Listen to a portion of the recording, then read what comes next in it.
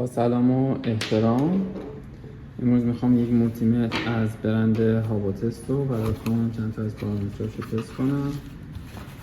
این مولتیمتر هاواتست مدل 127 بیه که همراه با یک کیف محکم و با کیفیتی براتون ارسال میشه.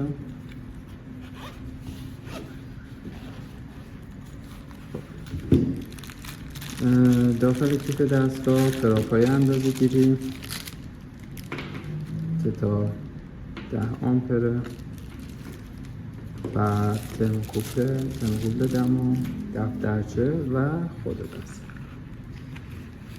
این مولتیمتر از سری مولتیمترهای هوشمنده که کاری که برامون میکنه خودکار بین اون چیزایی که باید اندازه گیری کنه خودکار انتخاب میکنه و این مقادیری که الان بهتون میگم و خودکار تو سلکت، یکی ولتاژ AC/DC، یکی مقاومت و یکی هم بیزه.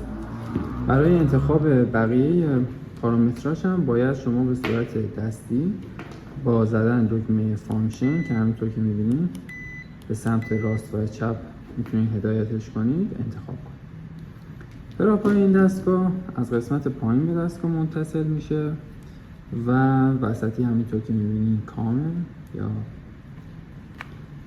و برای تست بیزر، مقاومت، دیود و سایر پارامترهای باید این قسمت بزنید. خب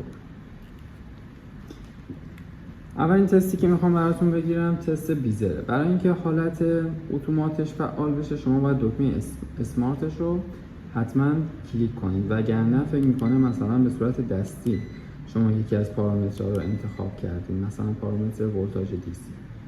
ولی اگه میخوایم بین این سه تا پارامتر خودش اتو سلکت کنه دکمه اسمارت رو بزنید و اولین تست رو که میبینید خودکار بیزر رو تشخیص داد و داره تست بیزر انجام میده. بعد میریم برای تست مقاومت.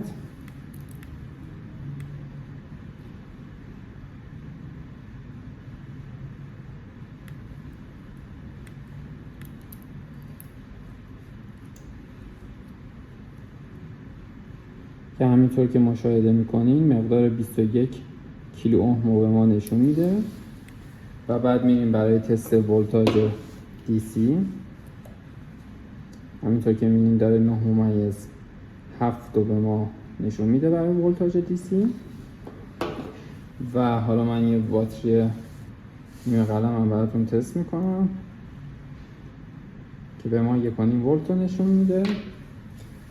و برای تست ولتاژ AC شم همینطور که میبینید داره به ما مقدار 232 ولت نشون میده، بدون اینکه نیاز باشه شما بین این سلکتورها سلکت کنید، یعنی اصلا نیاز نداره که شما خودتون انتخاب کنید به صورت دستی. این سه تا پارامتر رو باهاش میتونید خیلی راحت اندازه کنید.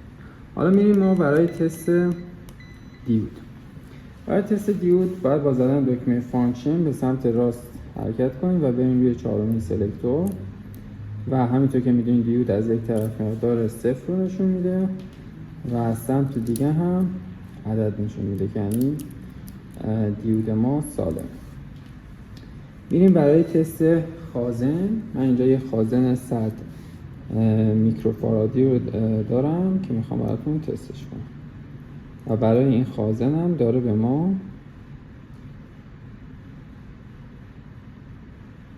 مقدار 95 میکروفاراد رو نشون میده. تست فرکانس داره که حالا من ازش گذر میکنم. تست دما داره که همینطور که مشاهده میکنید دستگاه دارای سنسور داخلیه و دمای محیط رو نشون میده.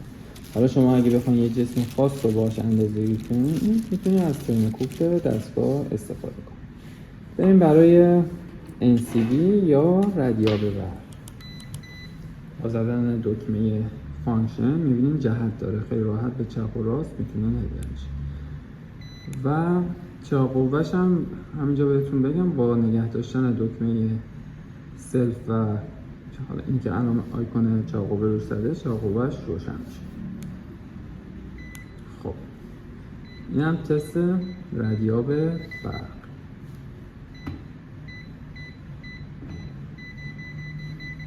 برای ثبت سفارش این دستگاه و حالا گرفتن راهنمای بیشتر میتونید به سایت ما دانکو مراجعه کنید یا با شماره‌های ما در تماس باشید.